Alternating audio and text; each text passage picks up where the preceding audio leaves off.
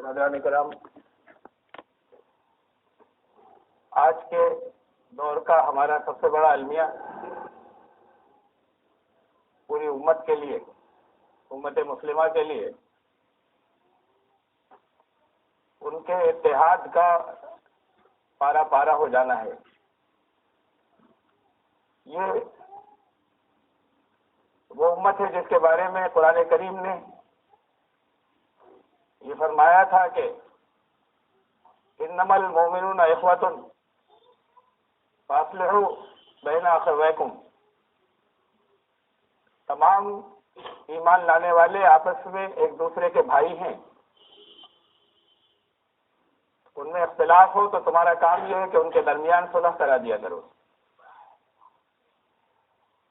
ان کو ایک یونٹ ہونے کی تاکید تھی۔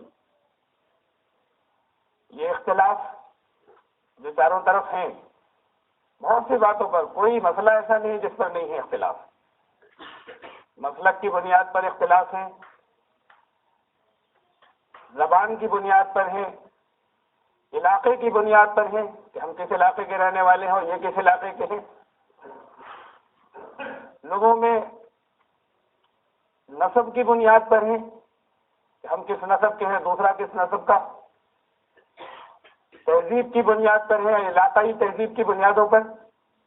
کوئی چیز ایسی نہیں ہے جس کی وجہ سے کہیں اگر دو گروہوں میں اختلاف ہوتے ہیں تو ان میں سے ایک بھی چیز ایسی نہیں بچی جو مسلمانوں کے درمیان نہیں ہے۔ ہر چیز کی وجہ سے اختلاف ہے۔ ایک مسلک کے لوگوں میں آپس میں اختلاف ہے، ان میں، اور پھر ایک جگہ آنے والوں میں اختلاف اس جگہ تک جاتا ہے کہ نماز باہر ہوگی یا اندر ہوگی، اور باہر ہوگی یا اندر ہوگی، اس پر جھگڑے ہوتے ہیں، اس پر لڑائیاں ہوتی ہیں، مختلف انداز کے، طرح طرح کے۔ تو یہ امت جو ہے، یہ امت واحدہ کب بچی ہے اگر اختلاف کی صورتحال؟ ایک امت جو اتنی جگہ جگہ ٹکڑوں میں بٹی ہوئی، آپس میں اتحاد کی کچھ ہمیشہ بنیادیں ہوتی ہیں، ان بنیادوں کی وجہ سے آپس میں اتحاد ہوتا ہے۔ ایک اسپورٹس کا کلب بنتا ہے، تنظیم بنتی ہے کھیل کود کے، اس کے لوگ الگ الگ مذاہب کے ہوں، اس کلب کے الگ مذہبوں کے ماننے والے، الگ الگ علاقوں کے رہنے والے، اپنے گھر میں اپنی مادری زبان الگ الگ بولنے والے، آپس میں ایک تعلق پیدا ہو جاتا ہے۔ ایک چیز تھی جس کے اوپر ان کا اتفاق تھا، اس نے جوڑ دیا سب کو۔ اتحاد کے لیے بنیادوں کی ضرورت ہوتی ہے کہ کن بنیادوں پر اتحاد ہو۔ یہاں اسلام اور ایمان لانے والے، اسلام پر عمل کرنے والوں، اسلام کو ماننے والوں، اسلام کا دعویٰ کرنے والوں اور ایمان والوں کا اتحاد صرف اور صرف اللہ کے کلام پر ممکن ہے، جو محمد رسول اللہ صلی اللہ علیہ وسلم کے ذریعے آیا تھا، اس لیے ان کی ذات بھی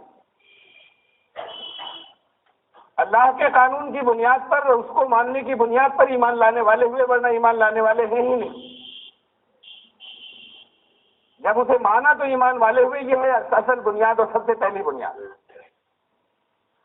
اس بنیاد پر اکٹھے ہوئے، اور اگر اختلاف ہے تو ایمان میں کمیاں ہیں، پھر وہ ایمان نہیں ہے اگر فرقے بنے ہیں اور تفرقے ہوئے ہیں تو۔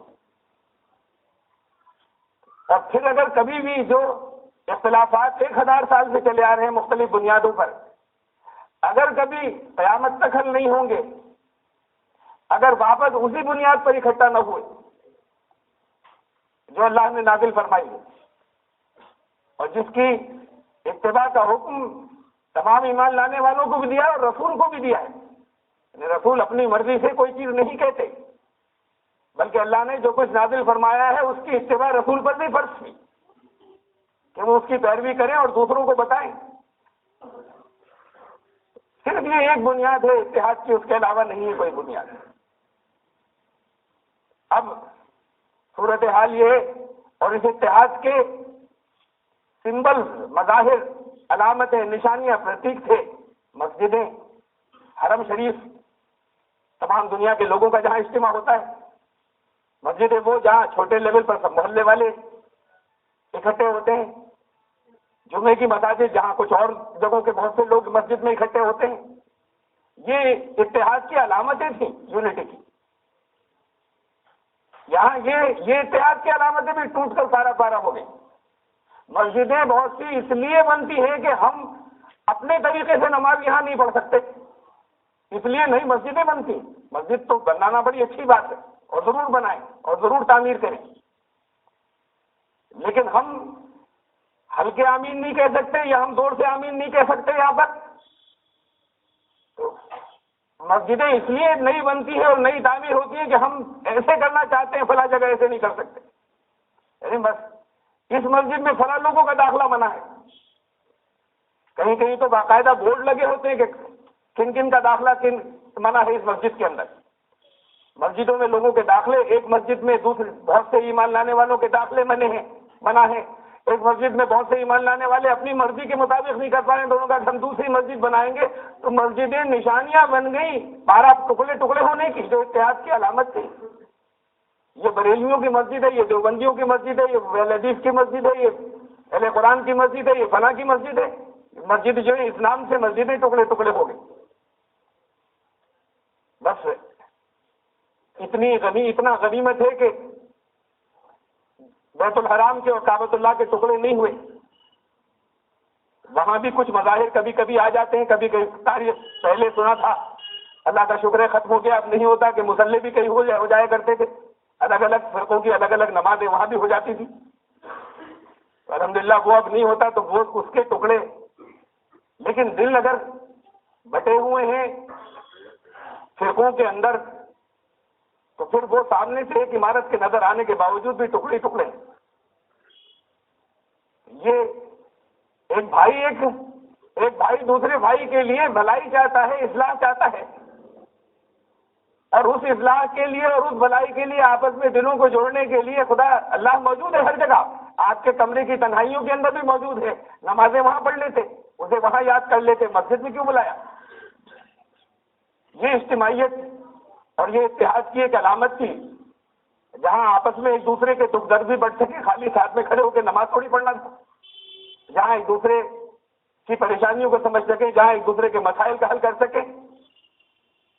یا یہاں یہ ہو کہ فلاں جگہ کے لوگ نماز پڑھنے نہ آئے، فلاں مسلک کے لوگ نماز نہ پڑھیں، فلاں مسلک کے لوگ نماز نہ پڑھائیں، فلاں مسلک کے لوگ ہم اپنے مسلک سے پڑھنا چاہتے ہیں. اس سے یہ ساری چیزیں جو ہیں یہ اسلام میں فرقے تقسیم کا، اسلام کو تقسیم کرنا ہے، توڑنا ہے. اور بنیاد اس کی پھر وہی ہے.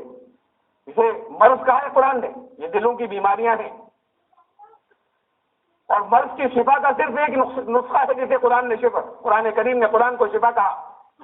قد جاءتکم موعظۃ من ربکم شفاء لما صدور.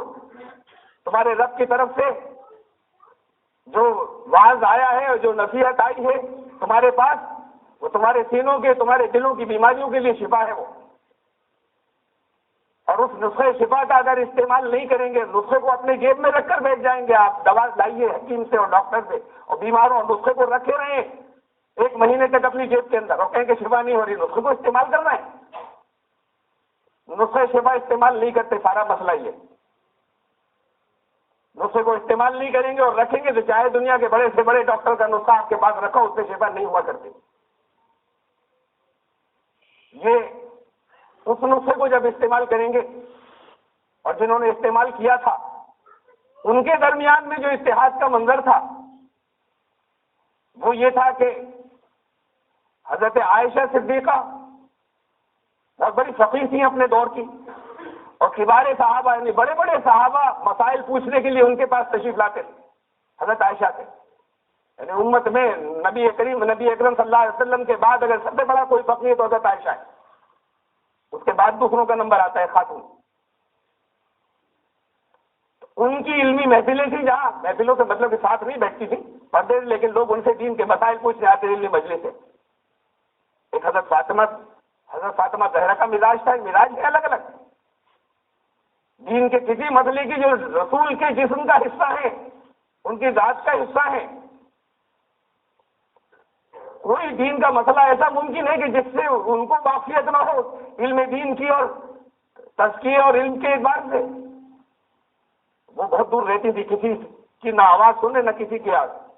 تک آواز پہنچے. قرآن نے اجازت دی, قرآن کریم نے اجازت دی, جو تمہارے غلام ہیں وہ تمہارے گھروں میں آ جا سکتے ہیں. ان کے غلام کا گھر میں حضرت فاطمہ کے سامنے آنا ممنوع تھا. یہ ان کا مزاج تھا. دونوں کے مزاجوں میں فرق تھا, اور دونوں کی یہ ان کی کیفیات کی بات ہے, وہ ان کے علم کو پھیلانے کی بات ہے. دونوں کی باتیں دین کے لیے تھی. حضرت ابو ذر غفاری رضی اللہ تعالیٰ عنہ, کل ملکیت ان کی تھی ایک بکری, ایک ڈنڈا, 2 جوڑ کپڑے, بس یہ کل ملکیت تھی. اس کے علاوہ کوئی اور چیز ان کی ذاتی ملکیت میں نہیں تھی.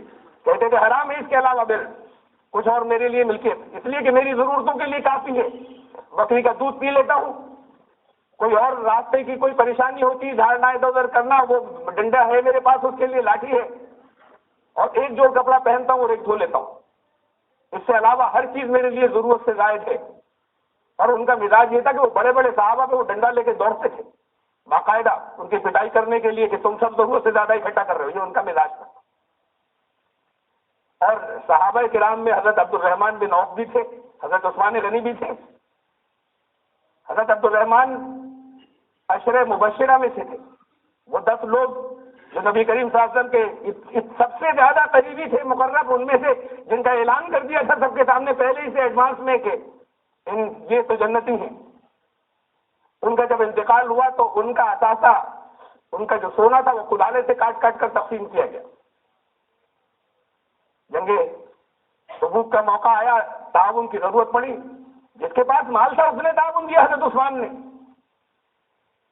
اس لیے کہ ضرورت تھی. نیکی کے اعتبار سے تو رسول اللہ صلی اللہ علیہ وسلم نے اس کو سب سے اوپر رکھا, اس مزدور کی کہ جس کے گھر پر کچھ نہیں تھا, بچے بھوکے تھے, اور اس دن کی ساری مزدوری لا کر وہ رکھ گیا. اس مقام کے اعتبار سے تو اس کو سارے ڈھیر کے اوپر رکھا. لیکن حضرت عثمان جو کچھ لائے تھے اس کو خوشی کے ساتھ میں, چہرے پر مسرت تھی اسے, خوشی کے ساتھ میں اس ڈھیر کو ہاتھوں سے ہلاتے تھے نبی اکرم صلی اللہ علیہ وسلم, اور فرماتے تھے آج کے بعد عثمان کو ان کا کوئی عمل تکلیف نہیں دے گا. بہت بڑی بات ہے. اس جملے کا مطلب سمجھا آپ نے؟ یعنی آئندہ گناہ معاف ہو گئے. اس جملے کا مطلب یہ ہے کہ کوئی عمل تکلیف نہیں دینے کا مطلب کیا ہے؟ ان کے لیے تکلیفیں اور آسانیاں یہ دنیا کی تکلیفیں آسانیاں نہیں تھیں. آج کے بعد نہیں دے گا اس جتنا انہوں نے تعاون دیا, اس لیے کہ وہاں اس کا تو جذبہ تھا, وہ نیکی تھی, وہ اجر کی بات الگ تھی, لیکن ضرورت تو مال کی تھی وہاں, تو جس کے پاس مال تھا اس نے دیا.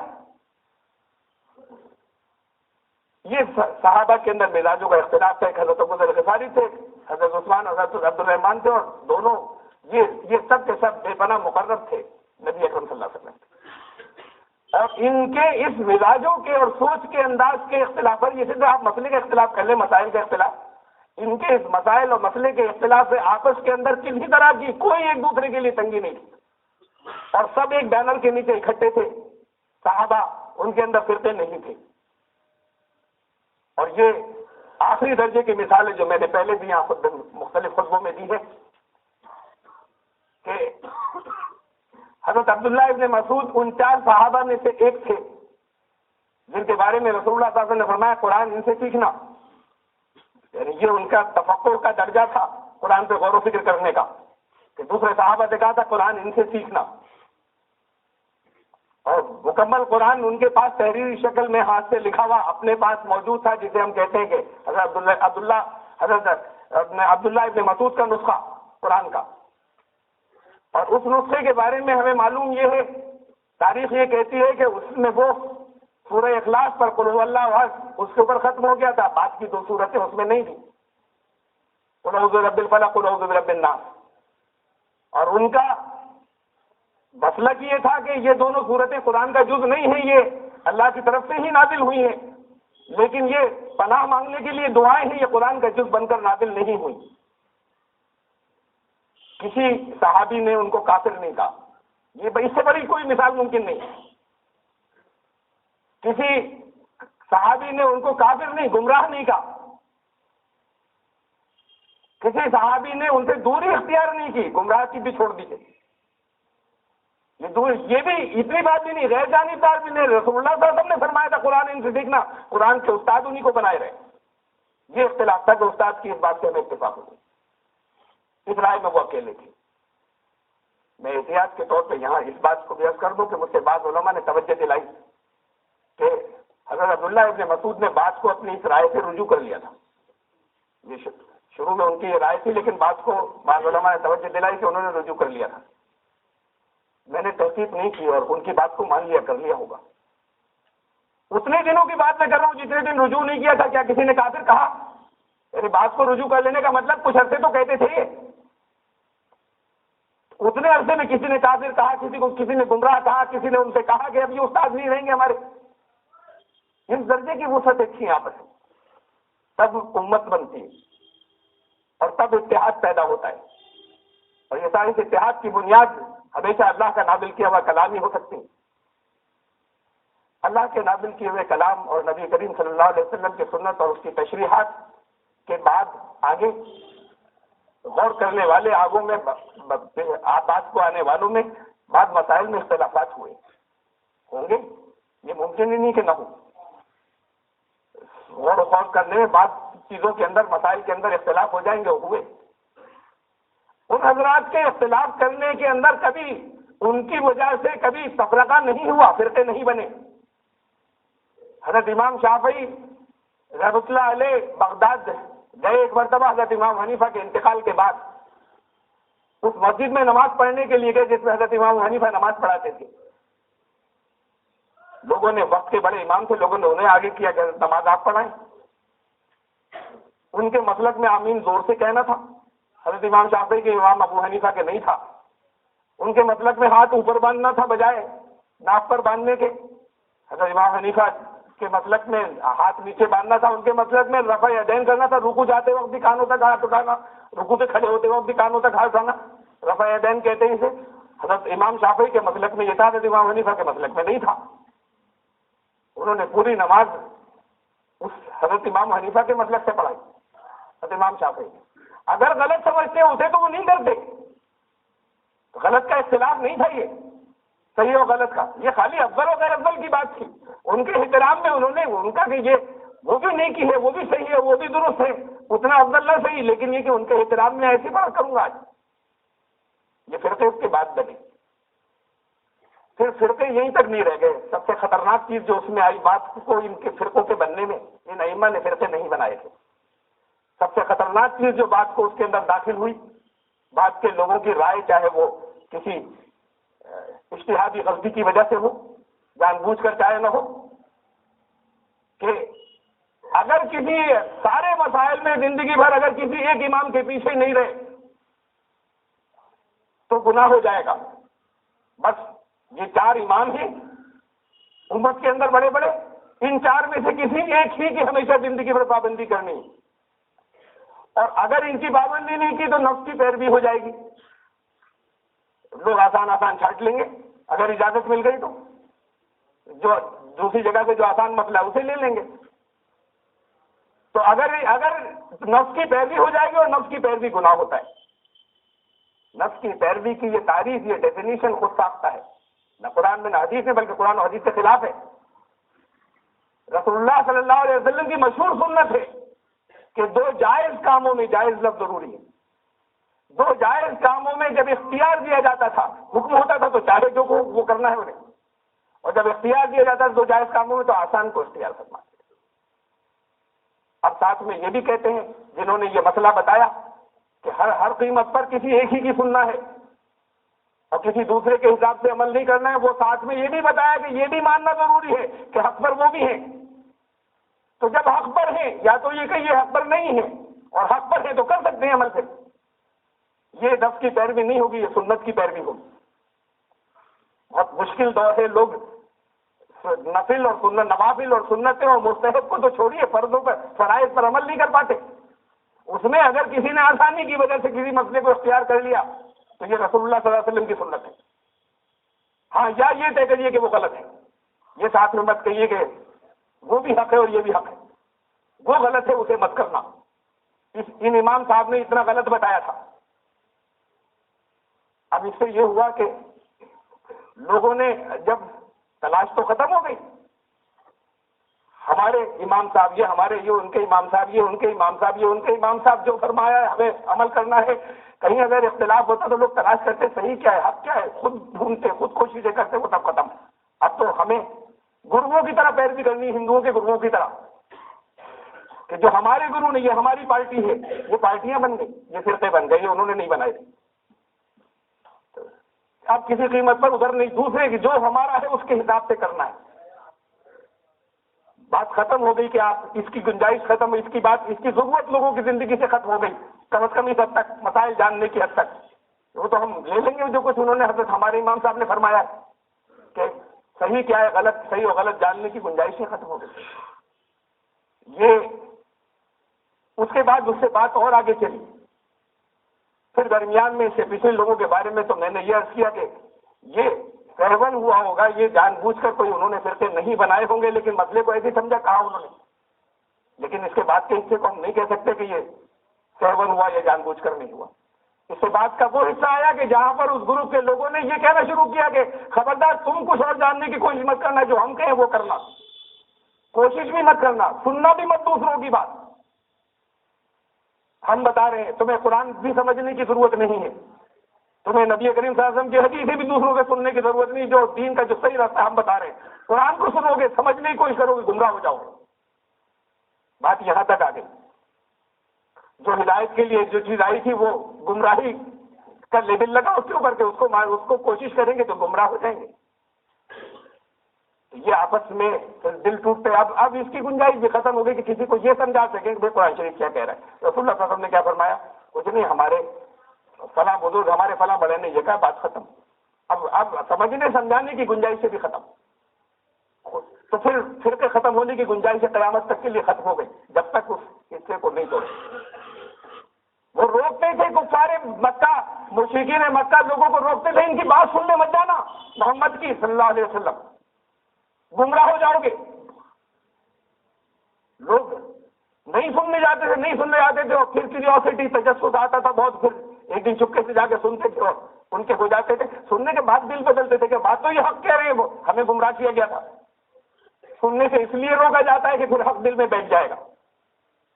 سننا بھی مت، دیکھنا بھی مت، ہم نے بتا دیا ویسے کرنا، ہم سے پوچھنے آنا. یہ حصہ جو ہے یہ اس کے اندر ضرور کہیں سازش کی جھلک ہے. یہ خطا کے ساتھ میں نہیں ہے کہ یہ اپنی پارٹی بنانا ہے، اپنے گروہ بنانا ہے. اور پارٹیاں گروہ جو ہے وہ لوگ بناتے ہیں تو وہ دنیا کی پاور کے لیے بناتے ہیں یا پیسے حاصل کرنے کے لیے بناتے ہیں. اس کے علاوہ دوسری اگر ایسی پارٹیاں بناتے جا کہتے جو ہم کہہ رہے ہیں اس کے علاوہ سننا مت جاتے. علم ہے، جتنی جگہ جہاں ملے دیکھیے، جو صحیح ہے اسے اختیار کیجیے. غلطیاں اسی سے دور ہوں گی، اس لیے کہ غلطیاں ہر ایک کے اندر ہوں گی، ہر بڑے سے بڑے میں ہوں گی. معصوم عن الخطا نبی ہوتے ہیں. عصمت نبی کی، عصمت معصوم ہونا یہ نبی کی صفت ہے. تو اس لیے خطائیں ہوں گی، فیصلوں میں خطائیں ہوں گی، بہت بڑے بڑے لوگوں کے ہو جائیں گی، کچھ ہو جائیں گی. غور کیجیے، ان کا احترام کیجیے، جتنی چیزیں ان سے اچھی ملی ہیں اس خطا کو دور کر لیجیے، بات ختم. ان کا احترام باقی رکھیے. یہ دین کا سادہ سا طریقہ ہے اور یہی صرف اتحاد کی بنیاد بن سکتا ہے. پھر اگر یہ اتحاد نہ قائم ہو سکے اور پھر ہر قیمت پر فرقے ہی بنے تو فرقوں کے بارے میں فرقے بندی کے اندر جو لوگ شامل ہیں ان کو قرآن نے کہا، میں اپنی طرف سے کوئی فیصلے کہیں سے نہیں کر رہا، قرآن نے کہا مشرک ہیں. من الذین اشرکوا فی دینہم، نہیں اس سے پہلے بلا تکونوا من المشرکین، دیکھو مشرک مت بننا. اور ایسے مشرک کون سے مشرک؟ من الذین فرقوا فی دینہم، جنہوں نے اپنے دین میں فرقے بنا ڈالے ہیں. تم ایسے مشرک مت بن جانا. تو قرآن نے یہ کہا ایمان نہیں ہے. اتحاد کی بات کس بات پہ کہی تھی؟ قرآن نے بنیاد کیا دی تھی؟ یا ایھا الذین آمنوا اتقوا اللہ حق تقاتہ ولا تموتن الا وانتم مسلمون. اے ایمان لانے والو، دیکھو ایسی حالت میں موت نہیں ہو کہ تم مسلم نہ ہو. بڑے یہ تو میں نے ترجمہ اپنی زبان میں کر دیا، الفاظ کا صحیح بالکل ویسے ہی ترجمہ کرنے تو بڑے عجیب الفاظ ہیں. ولا تموتن، دیکھو مرنا مت، الا وانتم مسلمون، سوائے اس کے کہ ایسی حالت ہو کہ اس وقت تم مسلم ہو، مر مت جانا. اس کے بعد فرمایا کہ واعتصموا بحبل اللہ جميعا ولا تفرقوا، اللہ کی رسی کو، قرآن کو پگ سے جوڑنا مکمل، اور فرقے مت بنا ڈالنا. یعنی قرآن کی بنیاد پر اتحاد نہیں ہوا اور فرقے بنائے تو یہ، اور ایسی حالت میں موت ہوئی تو یہ موت یہ ہے، یہ فرقہ، یہ موت اسلام پر نہیں ہوگی. میں نہیں کہہ رہا، قرآن کہہ رہا ہے. اور لوگوں کو کوئی فکر نہیں ہے اپنی چیز کو دور کرنے کی. اس اختلاف کی بنیاد پر اور اس مسلک کی بنیاد پر اس کے پیچھے نماز نہیں پڑھیں گے, اس کی مسجد میں داخل نہیں ہوں گے, فلاں کو اپنی مسجد میں داخل نہیں ہونے دیں گے, ہم اس لیے اپنی نئی مسجد بنائیں گے. یہ اس جگہ پر اگر آ گئے تو جب تک فرقہ بندی سے نکلیں گے نہیں, ایمان پر موت ہی نہیں ہوگی. اور اللہ کیا یہ کہہ کر چھٹکارا نہیں ملے گا کہ ہم تو فلاں صاحب کی مانتے تھے. اللہ نے جتنی صلاحیتیں دی ہیں اور جتنی صلاحیت اتنی یہ اللہ کی دی ہے. اس صلاحیت پر تم نے کوشش کی تھی صحیح حق جاننے کی یا نہیں کی تھی؟ یہ کہہ کر چھٹکارا نہیں ملے گا. یہ کہہ کر ہندو نہیں چھوٹ جائیں گے کہ ہمارے گروؤں نے یہی صحیح راستہ بتایا تھا کہ بہت سے 33 کروڑ دیوی دیوتا بھی ہے اور ایک بھی ہے. ارے بھائی یہ تو بالکل سیدھی سی غلط بات ہے. تو آپس میں ٹکراری کیسے ہو جائے گا کہ کیسے کچھ نہیں, ہمیں یہی بتایا گیا. ہم اس کے علاوہ کچھ سننا نہیں چاہتے اور سوچنا بھی نہیں چاہتے. تو یہ کہہ کے کیسے چھوٹ جائیں گے کہ ہمارے گروؤں نے کہا تھا ہمارا قصور نہیں ہے. یہ کہہ کر نہیں چھوٹ جائیں گے اللہ کے یہاں عیسائی کہ خدا ایک بھی ہے, 3 بھی ہے, ہمارے پادری صاحب نے بتایا تھا. اب لوگ کہنے آئے تھے کہ بھائی 1 اور 3 یا 1 ہوگا یا 3 ہوں گے, 3 بھی ہے 1 بھی ہے, ایسا نہیں ہوتا. ان کا یہ کچھ نہیں کہ ہوتا ہے نہیں ہوتا, عقل کا مسئلہ نہیں ہے. یہ عقل کا مسئلہ نہیں ہے, یہ فیتھ کا ہے, یہ ایمان کا مسئلہ ہے. پادری صاحب نے یہی بتایا. یہ کہہ کر اللہ کے نہیں چھوٹیں گے کہ ہمیں تو انہوں نے بتایا تھا اس لیے یہ مانتے تھے. آپ چھوٹ جائیں گے. وہ لوگ جو اپنے آپ کو مسلمان کہتے ہیں, ایمان والے کہتے ہیں, وہ اللہ کیا ہی کہہ کے چھوٹ جائیں گے ہمیں فلاں بڑے نے بتایا تھا. جتنی آپ میں صلاحیت ہے آپ کو غور کرنا ہوگا. اور یہ نہیں ہوگا تو پھر یہ پھرتے رہیں گے قیامت تک. قرآن نے تو غیر مسلموں کے لیے کہا کہ انہیں بلاؤ, قل یا, اور ان سے کہو یا اہل کتاب تعالوا الی کلمۃ سواء بیننا وبینکم الا نعبد الا اللہ ولا نشرک بہ شیئا. آؤ ایک چیز تو ہے ہمارے تمہارے بیچ مشترک کامن, آؤ اس پر ایگریمنٹ کر لیں, معاہدہ کر لیں, اکٹھے ہو جائیں. وہ تمہارے یہاں بھی ہے اور ہمارے یہاں بھی ہے کہ اللہ ایک, ایشور ایک ہے, اللہ ایک ہے. تمہارے یہاں یہ ہے کہ 33 کروڑ دے دیتا ہے, یہ بھی ہے کہ ایک ہے. ہمارے یہاں یہ ہے کہ وہ ایک ہی ہے بس. عیسائیوں کے یہاں کہ 3 بھی ہے اور 1 بھی ہے, ہمارے یہاں کہ ایک ہے. تو آؤ اس پر اکٹھے ہو جائیں, جو سب جگہ کامن ہے, جو ہمارے پاس بھی ہے تمہارے پاس بھی ہے, آؤ اس پر اکٹھے ہو جائیں. ایک بنیاد تو مل رہی ہے نا ملنے کی. ابھی نبی نہیں مانتے, چلو مت مانو آخری نبی کو. ابھی قرآن کو نہیں مانتے, اللہ کا کلام, چلو مت مانو. یہ اتنی ایک بنیاد مل رہی ہے تو آؤ اسی پر اکٹھے ہو آپس میں میں قرآن نے کہا اگر مسلموں کو یہ کہو کہ اگر ایک مشترک بنیاد مل رہی ہے تو چلو اسے مان لو, آؤ اکٹھے ہو جائیں. باقی باتیں بعد کو کریں گے ملنے کے بعد. اس لیے کہ مشترک بنیادوں پہ جب اکٹھے ہوتے ہیں تو آپس کی غلط فہمیاں دور ہوتی ہیں اور پھر وہ جو اختلافی باتیں ہوتی ہیں وہ کرنی آسان ہو جاتی ہیں. بات ہمارے یہاں شروع ہوتا ہے اس سے کہ پہلے ہمارا یہ مسئلہ حل ہو جائے پھر ساتھ بیٹھ سکتے ہیں, اس سے پہلے ساتھ نہیں بیٹھیں گے, اختلاف سے شروع کرتے بات کو. تو قرآن تو وہ تو صرف ایک بنیاد کو کہہ رہا ہے کہ ایک مل جائے تو غیر مسلموں کو بلاؤ. رسول نہیں مانتے, قرآن کو نہیں مانتے. اگر یہ مان لے کہ ان کے یہاں بھی ہمارے یہاں بھی کہ اللہ ایسے, ان سے کہو آؤ اس کے تو ایگریمنٹ کر کے ہم تم اکٹھے ہو جائیں اور یہاں سے ہم آگے باتیں شروع کریں گے اور ساتھ میں رہیں گے اور اختلافات کو ختم کریں گے. یہ غیر مسلموں سے کہنے کا رہا ہے یہاں اللہ, یہاں پر خدا ایک ہے, اللہ ایک ہے, یہاں دین ایک ہے, یہاں قرآن ایک ہے, یہاں رسول ایک ہے, جس میں کوئی اختلاف نہیں ہے کسی طرح کا. کتنی چیزیں ایک ہیں, جو وحدت کی جو بنیادیں ہیں وہ ایک نہیں سینکڑوں ہیں, اس کے بعد ملنے کو تیار نہیں, اس کے بعد وحدت نہیں ہے, اس کے بعد آپس میں اتحاد نہیں ہے. یہ تو پھر سبھی ممکن ہے. اگر ایک اسپورٹس کی آرگنائزیشن والے اور تنظیم والے کھیل کود کی وہ آپس میں اگر ان کے دل جڑ جاتے ہیں, پھر بھی اس پر الگ الگ مذہبوں کے ماننے والے, الگ الگ ایریا کے رہنے والے, الگ زبان, اس پر کہ بھائی ایک بات ہمارے بیچ میں مشترک ہے, ان کے دل جڑ جاتے ہیں, تو یہ تو اللہ کا آفاقی اور کائناتی اصول ہے. یہ تو ہو کر رہے گا کہ دل جڑ جائیں گے. اگر دل نہیں جڑ رہے تو دین ایک نہیں ہے, ایمان ایک نہیں ہے, قرآن ایک نہیں ہے اور رسول بھی ایک نہیں ہے. یہ کہہ رہے ہیں لیکن الگ الگ کچھ مان رہے ہیں, اصل میں مطلب کچھ اور ہے جو کچھ مان رہے ہیں. ایک ہوتا تو جڑ جاتے. اس قرآن کریم کو جب تک سمجھیں گے نہیں, خالی ہاتھ میں لے کے کہنے کو ایک ہوتا ہے. اگر وہ ہدایت کے لیے آیا تھا تو ہدایت آپ کو ہاتھ میں رہنے سے وہ نسخہ شفا تھا, تو جب تک جانے اس پر عمل نہیں ہوگا تو شفا نہیں ملے گی. لیکن اس بنیاد کو دیکھنے کو نہیں تیار ہوتے. جب تک یہ نہ ہو, جب تک دقتیں رہیں گی, جب تک مسائل رہیں گے اور تفرقہ رہے گا. پھر یہ کوشش ہے سب اپنی جگہ پر, اور یہ کہ تمہارے بھائی ہیں سب ایمان لانے والے اور ان کے درمیان میں اصلاح کرو. لیکن اس کا بھی خیال رہے کہ اگر یہ تو خالی تفرقہ ہوا, لیکن تفرقہ اگر اس جگہ پہ پہنچتا ہے کہ کوئی کسی کو کسی دین کے کام سے روکے اور اللہ کے راستے کی طرف سے روکے, تو پھر اس کے لیے قرآن کے اندر حکم ہے کہ ان سے مقابلہ کیا جائے، انہیں روکا جائے. ویسے تو کوششیں ساری اصلاح کی ہیں. دین کا مطلب کمزوری نہیں ہے. لوگوں نے غلط سمجھا ہے کہ دین کا مطلب یہ ہے کہ کوئی اگر شر پسند کچھ کرے تو جلدی سے کسی گلی میں گھس جاؤ. یہ شریف آدمی کی نشانی نہیں ہے. ہوگی شریف آدمی کی، ایمان لانے والے کی نہیں ہے. دنیا والے اسے ہو سکتا ہے شریف کہتے ہو، ایمان لانے والوں کو کہا گیا کہ تم نے اپنی جانوں و مالوں کو بیچ دیا اللہ کے ہاتھ. ان اللہ اشتری من المؤمنین انفسهم واموالهم بان لهم الجنہ. تم نے بیچ رکھا ہے، تمہاری نہیں ہے. تو پھر وہ اللہ کے راستے میں لڑتے بھی ہیں، یقاتلون فی سبیل اللہ فیقتلون ویقتلون. لڑنا تو الگ بات، قتل بھی کرتے ہیں، قتل بھی ہوتے ہیں. تو مومن جان سے نہیں ڈرتا، جان تو بیچ چکا پہلے. سب سے بڑا ڈر ہے. پھر جہاں باتیں اس جگہ تک آ جائیں کہ کوئی کسی کو مسجدوں میں داخلے سے روکے، اللہ کے گھروں میں یہ فلاں مسلک کی، یہ فلاں مسلک کی، چاہے جو جس جگہ ہو، جہاں بات اس جگہ تک آ جائے تو قرآن یہ کہتا ہے کہ جو مسجدوں کی، کیا تم نے یہ سمجھ رکھا ہے کہ مسجد کی مجاوری اور مسجد کی متولی صرف اس کے برابر ہے کہ کوئی اللہ پر یوم آخر پر ایمان رکھنے کے بعد اللہ کے راستے میں جہاد کرتا ہو جیسے کیا یہ دونوں چیزیں برابر ہیں؟ فرمایا نہیں، برابر نہیں. فرمایا کہ جو لوگ مسجد کی خرابی کے در پہ ہوں ان کے لیے تو مناسب یہ ہے کہ مسجد میں داخل ہوتے وقت خوف ہو. پھر انہیں ماحول یہ بننا چاہیے کہ وہ ڈریں،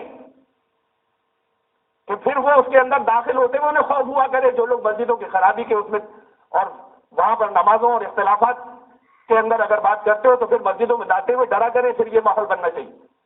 جب قرآن کہہ رہا ہے، بات یہ کہ ہمیں پوری اصلاح کی، ہر طریقے کی مصالحت کی، اخوت کی اور برادری کی ضرورت ہے.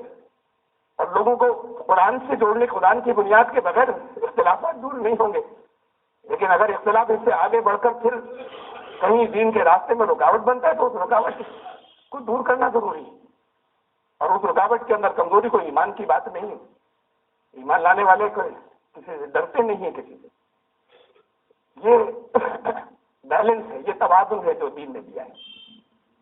یہ دونوں باتیں، یہ پہلی بھی اور یہ دوسری بھی. توازن تب ہے، ایک چیز کو پکڑ لینا دین نہیں ہے اور لڑائی جھگڑے کو پکڑنا دین نہیں. دین لڑائی جھگڑے کی بات نہیں کرتا. فرمایا اس کے اندر سورہ احزاب کے اندر 33ویں سورت میں فرمایا کہ وہ لوگ جو منافق ہیں اور وہ لوگ جو یہ مسلمانوں جو اپنے آپ کو مسلمان کہنے والوں کی بات ہو رہی ہے، اور وہ جن کے دلوں کے اندر مرض ہے، اور وہ جو افواہیں والمرجفون فی المدینہ اور جو شہر کے اندر افواہیں پھیلاتے ہیں، وہ غلط اطلاعیں پھیلاتے ہیں، ہم نے تمہیں ان کے پیچھے، رسول سے فرمایا ہم نے تمہیں ان کے پیچھے لگا دیا ہے. اب وہ اس کے بعد اب ان کو اس شہر سے نکلنا ہوگا. کچھ بچ جائیں تو بچ جائیں. اور پھر اس کے آگے یہ فرمایا کہ پھر تمہیں جہاں ملے تمہیں یہاں تک اجازت ہے کہ انہیں پکڑو، پھر ان کو جان سے ختم کر دو. وَقُتِّلُوا تَقْتِيلًا. اگر شہر میں افواہیں اڑا رہی ہے، یہ اتحاد کو پارا پارا کرنے والوں کی اتنی زبردست وعید ہے. صرف اس حصے کو ہم سنے ہی نہیں، صرف وہ حصہ دین ہے. اور نہ یہ اختلاف کی بات تو دین میں ہونی ہی نہیں چاہیے، اتحاد کی بات ہے. لیکن یہ پورا بیلنس اور پورا توازن جو ہے وہ دین کا ہی ہے. جگہ جگہ اختلافات ہیں، یہ جہاں پر بھی ہیں، جس گھروں میں بھی ہیں، جس محلے میں بھی، جس مسجد میں بھی، یہ آپ کی ذمہ داری ہے. یہ بھی ذمہ داری ہے واصلحوا بینکم کہ اصلاح کریے جا کر. بات خالی اتنی نہیں کہ آپ جھگڑا نہ کریں، یہ ذمہ داری آپ کی کہ اصلاح کیجیے. آپ کے بھائی ہیں. یہ تو اس جگہ کی بات ہے. کوئی اگر روکتا ہے، کہ خرابیاں کرتا ہے، کہ جھگڑے کرتا ہے، تب اس کی. ورنہ اپنے گھر میں خاموشی سے مت بیٹھی، کوئی بات ہو تو جہاں خرابیاں وہاں آپ پہ اصلاح کرنا آپ کی ذمہ داری. امت کی وحدت اور ایک ہونا، آپس میں ایک ہونا اختیاری بات نہیں ہے. تمہاری مرضی، چاہو تو ایک رہو، چاہو تو تفرقہ رکھنا. یہ لازمی بات ہے، یہ فرض ہے. اور اس فرض کو اختیار کرنا ہوگا، جا کر بتانا ہوگا لوگوں کو کہ صحیح کیا ہے اور غلط کیا ہے. اللہ کے راستے صحیح، اللہ کا کے پسندیدہ راستہ کون ہے، اور یہ ان کو سمجھانا ہوگا کہ یہ نہیں چلے گی اللہ کیا، کہ ہمیں پتا ہمارے بڑے نے کیا بتایا. اور یہ سب کے معاملے میں، یہ آپ کے معاملے میں، میرے معاملے میں خطا ہر ایک سے ہو سکتی ہے. تو اس کی توجہ دلائی کہ یہ بات قرآن کی روح سے اور حدیث کی روح سے اور سنت کی روح سے اس وجہ سے غلط ہے. اور جو سننے کو تیار نہیں ہو وہ پھر منافق اور ایمان لانے والا نہیں. جو ساتھ میں یہ جواب دے دے اس نے اللہ کے ساتھ شریک خیال رکھے. جس نے یہ ساتھ میں یہ جواب دے دے، قرآن کچھ کہتا ہو، حدیث میں آپ کچھ دکھانے کو تیار ہو، اپنے پھلے فلا پڑے گی مانے. اگر جو یہ بات کہے وہ پھر ایمان والا نہیں ہو، منافق ہے. وہ زبان سے اپنے آپ کو ایمان لانے والا ہے. ایک ہی بنیاد ہے، اس بنیاد کو پکڑیں اور اس بنیاد پر آگے چلیں. اور اس بنیاد پر ہی انشاءاللہ امت کا اتحاد ہوگا. صرف اسی بنیاد کے اوپر فرقے ختم ہوں گے، ورنہ فرقوں کی جب شروعات ہوتی تو پھر رکتی نہیں ہے. پہلے شیعہ اور سنی میں تقسیم ہوئے، پھر لاتعداد فرقوں کے اندر شیعہ تقسیم ہوئے، لاتعداد فرقوں کے اندر سنی تقسیم ہوئے جو سنی کہلاتے. بات یہ کہ خالی اتنے ہی ہوئے ہوتے کہ یہ اختلاف تھا، نام نہیں گنائے جا سکتے اتنے فرقوں میں تقسیم ہوئے دونوں طرف ہوتے چلے جاتے ہیں اور ہوتے چلے جا رہے ہیں. یہ تو جب وحدت سے کٹیں گے تو تقسیم تو ہوگی ہی. اس کو واپس اگر وحدت قائم کرنا ہے تو پھر اسی بات پہ نسخہ شفا کو لے کر جانا ہوگا اور لوگوں سے بات کرنی ہوگی اور سمجھانی ہوگی، ورنہ وحدت نہیں ہوگی اور کبھی ممکن نہیں ہوگی. اور ان سے بھی حساب لیا جائے گا، اس لیے کہ یہ اختیاری بات نہیں تھی، جنہوں نے اس کے لیے کوشش نہیں کی اتحاد کے لیے. قرآن نے کہا ہوا سماکم المسلمین، اللہ نے تم سب کا نام مسلم رکھا تھا من قبل وفی ھذا. اس سے پہلے بھی جتنی امتیں تھیں، حضرت جتنے نبی آئے تھے ان کو ماننے والے مسلم تھے، یہ نام اللہ نے ان کا رکھا تھا. اور اس قرآن میں بھی تمہارا نام اللہ نے مسلم رکھا ہے. ٹھیک ہے کوئی کچھ کہہ دیتا ہوں، لیکن پھر اگر میں یہ کہتا ہوں کہ الحمدللہ میں سنی مسلمان ہوں، میں اگر یہ خالی اتنا سا جملہ اس کے آگے کی تو بہت دور کی بات ہے. الحمدللہ میں سنی حنفی اور فلاں جماعت والا مسلمان ہوں، یہ تو بہت آگے کی، میں تو پہلی تقسیم کی بات کر رہا ہوں. لفظ الحمدللہ بھی لگا دیا اس کے اوپر. اس کا مطلب سمجھ نہیں کیا ہو رہا ہے؟ اللہ کا شکر ہے، اللہ سے جو کمی رہ گئی تھی میں نے پوری کر لی. نعوذ باللہ کہ اللہ نے کمی چھوڑی تھی. آپ کا نام رکھنے میں جب اللہ نے فرمایا کہ میں نے تمہارا نام مسلم رکھا ہے، اللہ نے رکھا ہے، جب اللہ نے مسلم رکھا ہے تو ہم کیوں کہتے ہیں ہم مکمل نہیں ہوئے خالی لفظ مسلم سے؟ اگر میں کسی سے کہہ دوں میں مسلم تو سب سے پہلا سوال کرتا ہے کون سے؟ کوئی نہیں، صرف مسلم. تو کہتا ہے فرقہ بنا لیا مسلم، خالی مسلم، یہ تو یہ الگ فرقہ ہو گیا. یہ نام پریفکس سفکس پہلے کچھ جوڑنا ضروری ہے، بعد کو کچھ جوڑنا ضروری ہے، ہٹائیے. صاحب پھر کیا مانے؟ اللہ کا کلام ہے، محمد رسول اللہ صلی اللہ علیہ وسلم کے احکامات ہیں، حدیث ہیں، اور سارے علماء سے استفادہ کریں گے جتنے جو بھی ملیں گے علم والے. اس لیے کہ علم والوں کی مدد سے آپ بے نیاز کبھی نہیں ہو سکتے. جتنے علم والے ہیں اس میں یہ نہیں یہ میرے گروپ کے علم والے یہ دوسرے گروپ کے علم والے، تو جتنے علم والے ہیں ان سے استفادہ کریں گے، اپنی عقلوں کو کھلا رکھیں گے. یہ غلام بناتے ہیں، عقلوں کو پہلے بند کراتے ہیں. تمہیں اپنی لڑکی کی شادی کرنی ہے، خوب سوچ سمجھ کر کرنا، کرتے ہیں آپ کو بہن کی شادی کرنی ہے، بہت سوچ کر رشتے کی بات کرتے ہیں. 10 دفعہ کرنے کے بعد یہ ہوتا ہے آخری طے ہو گیا، نہیں یہ ٹھیک نہیں ہے، فلاں بات ٹھیک نہیں، روک دیا. کاروبار کون سا کریں، 50 جاننے والوں سے مشورہ کرتے کون سا کریں، یہ کریں وہ کریں، بڑا نقصان چاہے بات کو ہو جائے لیکن بہت سوچتے سمجھتے ہیں. لائن اپنے پروفیشن کی پیشے کی کون سی اختیار کریں، بہت سوچ سمجھ کر کرتے ہیں. بچے کا داخلہ کسی اسکول کے اندر کرائیں، آمدنی اتنی ہے، یہ اتنا ہے، تھوڑا سا تنگی میں گزارا کر لیں گے، فلاں میں کرائیں، یا یہ کہ یہ نہیں ہو پائے گا، اس میں نہیں، اسے سب سے سارے کام زندگی کے بہت سوچ سمجھ کے کرتے ہیں، چاہے فیصلے میں بات کو غلطی ہو جائے. صرف ایک کام میں زندگی کا ہر کام سوچ سمجھ کر کرتے ہیں. صرف ایک مسئلے میں آپ سے کہا گیا سوچنا مت، عقلوں کو بند کر لینا دین کے معاملے میں. جو تمہارے مولوی صاحب کہہ رہے ہیں وہ سننا. اگر سب مولوی صاحب ایک ہی بات کہہ رہے ہوتے تو بات دوسری تھی. سب کے حضرت ایک ہی بات کر رہے تھے تو کوئی مسئلہ نہیں تھا، ضرور سنتے. لیکن بات یہ کہ بہت سے حضرت الگ الگ باتیں کہہ رہے ہیں، تو یہ کہہ دیا گیا کہ اس میں عقل مت لانا. اس میں تو صرف جو تمہارے لوگوں نے، جو تمہارے گروپ کے، تمہاری پارٹی کے، جو تمہارے گروہ کے بڑے ہیں بس ان کی سننا، عقل مت لانا بیچ میں. آپ کیا کہیں گے عیسائیوں سے کہ خدا ارے 3 ایک نہیں ہوتا، ایک نہیں ہوتا، عقل استعمال کرو. وہ کہ آپ عقل استعمال نہیں کریں گے، ہم ہی کریں. سب حق دونوں کو کہنا یہ بھی حق ہے یہ بھی حق ہے، لیکن ماننا صرف انہیں کی، ان کی سننا بھی مت، ماننے کی تو بات الگ ہے. تو آپ کے لیے عقل کی کچھ نہیں، ہم عقل استعمال کریں. ہم ہندوؤں سے یہ کہیں گے بھائی مکھی جو مکھی نہیں اڑا سکتے اتنے بے بس ہیں. میں اپنی طرف تھوڑی کہہ رہا ہوں، قرآن نے دی دلیل ہے. اور مکھی تو بہت دور کی بات، قرآن دلیل دے رہا ہے کہ مکھی ان سے کچھ لے جائے، ان کی مٹھائی پر بیٹھی اور مٹھائی اس کے پاؤں میں چپک گئی، وہ اس کو نہیں لا سکتے. اتنے کمزور معبود ہیں، ان کی پوجا کر رہے ہو، عقل سے کام لو. وہ کہ عقل کی بات نہیں ہے صاحب، دھرم کی بات ہے. یہ عقل کی بات نہیں. یہاں دھرم ایمان میں اور اس میں دین آنے جہاں آ جاتا ہے عقل بند کر لو. دنیا کی کوئی کتاب اس میں وہ بھی شامل ہے جو پچھلی کتابیں اللہ نے بھیجی تھی، ان میں چونکہ گڑبڑ ہو گئی ورنہ ان میں بھی رہا ہوگا. ان سمیت دنیا کے کسی مصنف کی لکھی ہوئی کوئی کتاب ہو، وہ کتابیں بھی جو اللہ کی طرف سے آئی تھی ان میں گڑبڑیں ہو گئی، دنیا کی کسی کتاب میں عقل سے کام لینے کی اتنی تاکید نہیں کی گئی جتنی قرآن نے کی، ہر تھوڑی دیر بات کی۔ اور جو اتنی تاکید کر رہا ہے اس کے ماننے والے یہ کہیں کہ عقل سے کام مت لینا، آنکھیں بند کر کے سننا، وہ یہاں تک جا کے کہتا ہے یہ بڑی آخری بات ہے قرآن عقل سے کام لینے کی، کہ اللہ کے جو نیک بندے ہیں ان کی صفات گنوائی ہے سورہ فرقان میں آخر کے حصے میں، ان کی صفات گنواتے ہوئے قرآن یہ کہتا ہے کہ جب ان کے سامنے اللہ کی آیات پڑھی جاتی ہیں، اللہ کی آیات جب ان کے سامنے تلاوت کی جاتی ہے، وَإِذَا ذُكِّرُوا بِآيَاتِ رَبِّهِمْ جب یاد دہانی کرائی جاتی ہے، لَمْ يَخِرُّوا عَلَيْهَا صُمًّا وَعُمْيَانًا، یخروا کہتے ہیں ماتھے کو ٹیک دینا، پر لم یخروا علیہا اس کے اوپر وہ ماتھا نہیں ٹیک دیتے، صُمًّا وَعُمْيَانًا گونگے بہرے ہو کر ماتھا نہیں ٹیکتے اس پر، تو یہ بہرے اندھے ہو کر اس پر ماتھا نہیں ٹیکتے۔ تصور تو ہمارے تو جو بچپن سے سنتے چلے ہیں اس تصور کے خلاف ہے کہ آنکھیں بند کر کے قرآن کی بھی نہیں مانتے ہیں اچھے لوگ، لیکن جو سمجھ کر مانتے ہیں یہ ان کی بات ہو رہی ہے، جو سمجھ کر مانتے ہیں ان کا درجہ بلند ہوتا ہے، اس لیے کہ جس نے مانی اس نے ایک نیکی کی، اور جس نے سمجھ کر مانی وہ ہزاروں کو سمجھا بھی سکتا ہے، جس نے بغیر سمجھے مانی وہ کسی اور کو نہیں سمجھا سکتا۔ تو قرآن کہہ رہا ہے اللہ کے جو زیادہ مقرب بندے وہ ہیں جب اللہ کی آیات بھی سنائی جاتی ہے انہیں تو وہ اس کے اوپر بھی آنکھیں بند کر کے ماتھا نہیں ٹیکتے۔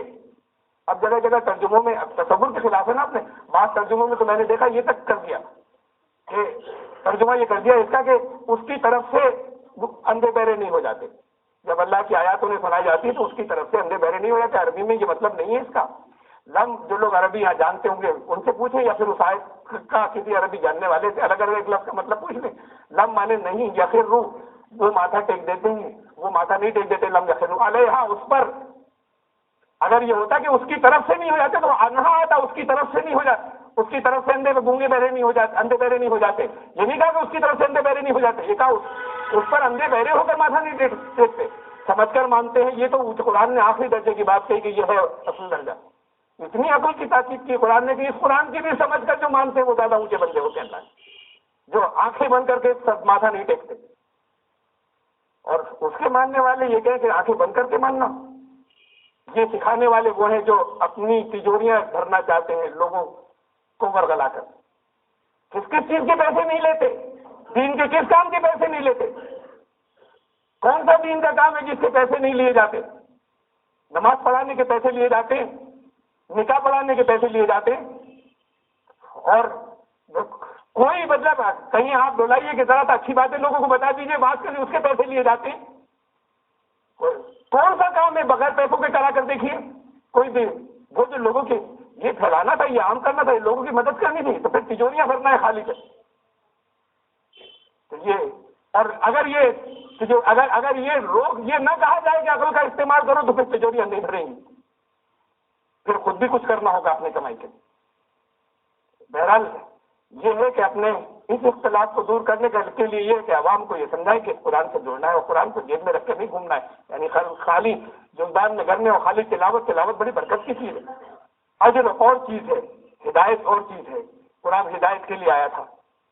قانون کو نہیں جاننا اس بات سے آپ کو چھٹوا نہیں سکتا کہ آپ قانون کی خلاف ورزی کر رہے ہیں۔ ہمیں پتہ نہیں تھا، ہمیں معلوم نہیں تھا کہ سٹا لگانا جرم ہے، ہمیں پتہ نہیں تھا، ہمیں معلوم نہیں تھا کہ کسی کو قتل کر دینا جرم ہے، ہمیں معلوم نہیں تھا کہ وہ ٹریفک کے میں لال بتی، ہم رامپور میں رہتے ہیں وہاں ہوتی نہیں ہے، ہم یہاں پر کراس کر کے ہمیں پتہ نہیں تھا، یہاں گاڑی چلا رہے تو پتہ ہونا چاہیے تھا۔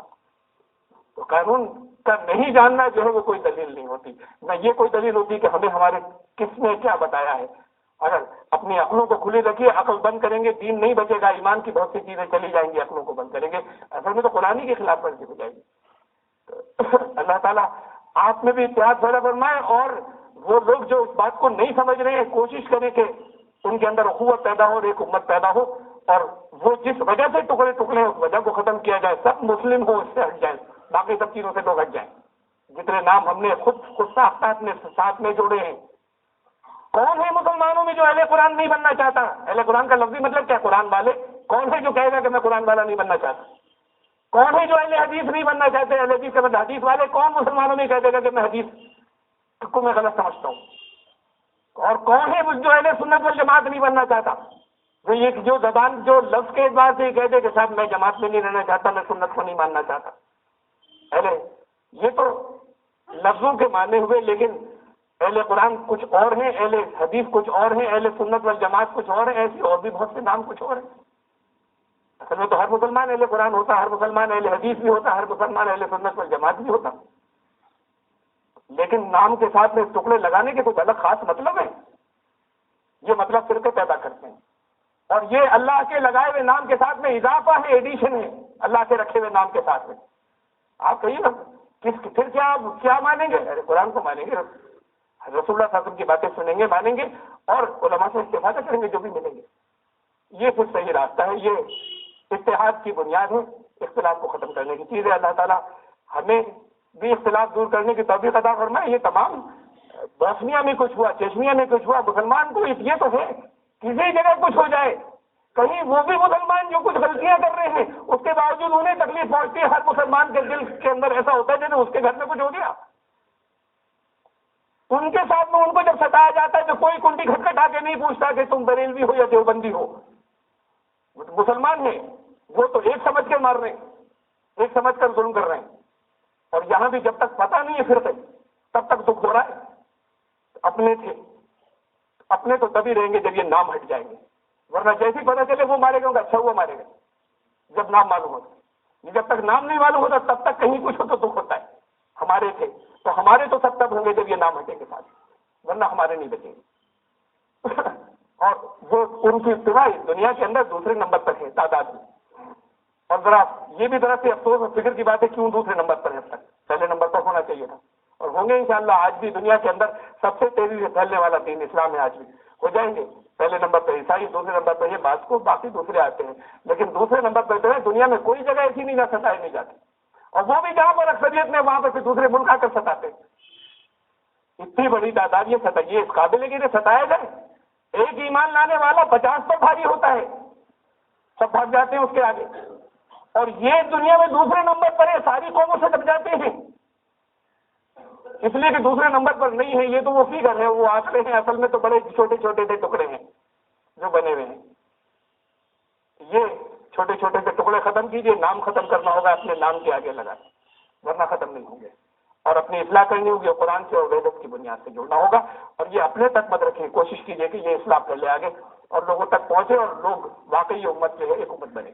بارک اللہ لنا و فیکم. شکرا لله انه تعالی جواد کریم.